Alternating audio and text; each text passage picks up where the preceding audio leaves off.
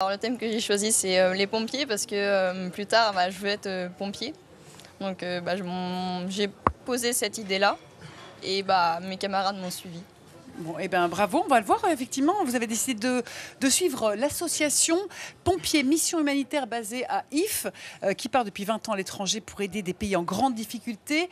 Leur dernière mission a eu lieu en août dernier en Haïti, après le séisme qui a provoqué la mort de 2200 personnes.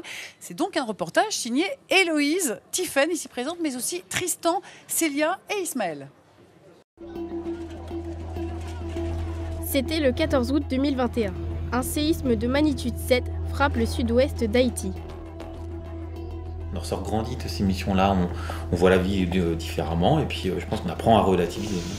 En plein été, sur leur temps de vacances, Michael et Joël ont pris le risque de partir en Haïti pour aider la population. À leur retour, ils racontent les temps forts de cette mission à leurs proches. C'est ça, dame enceinte. Voilà. Le dernier jour de la mission, une femme arrive en moto. Elle vient de perdre les os, le bébé se présente en siège, impossible de lui faire une césarienne, faute de matériel. L'ambiance est tendue, à sa naissance, le bébé ne respire pas. Le médecin lui a fait du bouche à bouche, massage cardiaque, et au bout de 1 ou 2 minutes, on a commencé à voir les yeux qui commençaient à s'ouvrir, et le bébé a commencé à pleurer. Donc, cette dame, elle a vraiment eu de la chance parce que 4 heures plus tard, on était parti avec la mission et il n'y avait plus personne. Et les médecins nous ont dit que s'il avait accouché chez eux, le bébé et les mamans seraient décédés. On a fini la mission en apothéose. De retour en France, les pompiers, tous bénévoles, continuent à s'exercer sur l'unité de potabilisation pour maîtriser cette valise qui est primordiale lors d'une mission. Les avantages de cette valise, c'est déjà, elle est très légère, on peut l'emmener un peu n'importe où. On peut l'emmener dans les avions et en Haïti, on l'a emmené à dos de mulet dans les villages complètement perdus à plus d'1h30 de marche. Donc les canalisations d'eau étaient cassées et ça nous a servi à distribuer de l'eau potable à la population.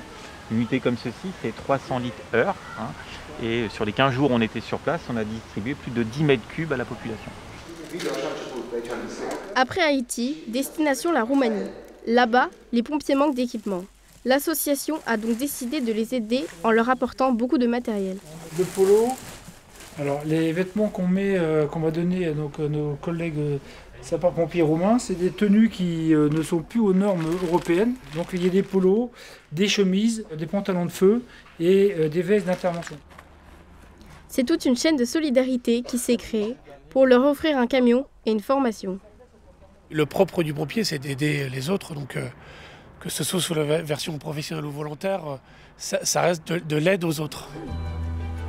Les pompiers, le chef de centre, le prêtre du village, le maire, c'est vraiment très attendu. Après 1 an de préparation, le départ est imminent. Encore une fois, ces pompiers prendront des jours de congé, car toutes ces missions ne reposent que sur le volontariat et le bénévolat. Mais sans vos dons, rien ne serait possible.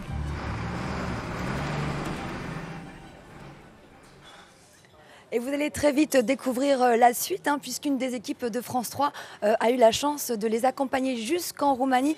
Et magie de la télé, ils sont déjà revenus, ils sont même là, derrière nous. Merci d'être venus. Et vous pourrez voir ce feuilleton dès la semaine prochaine sur notre antenne.